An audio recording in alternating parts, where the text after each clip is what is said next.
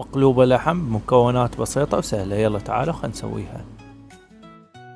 نص كيلو لحم ونطلع منه اللية ونقطعه بهذا الشكل ونخليه بالجدر حتى يتحمص.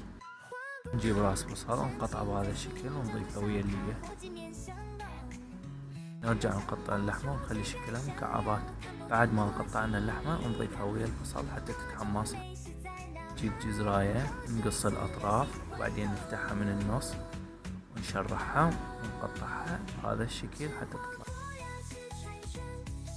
هسه نضيفها ويا اللحم ونضيف وياها فلفل. هنا عندي مجموعة من البهارات راح اكتبها اسفل الفيديو. نضيف نوم بصل. ورا ما تتحمص اللحمة والبهارات نضيف الطماطة نخليها على النار. بعد ما خليناها على النار نضيف المعجون الطماطة. وهنا عندي تمن منقوع ومغسول مدة ساعة نضيفه ونخبطه بحيث نخلي المي اعلى منه بشوية.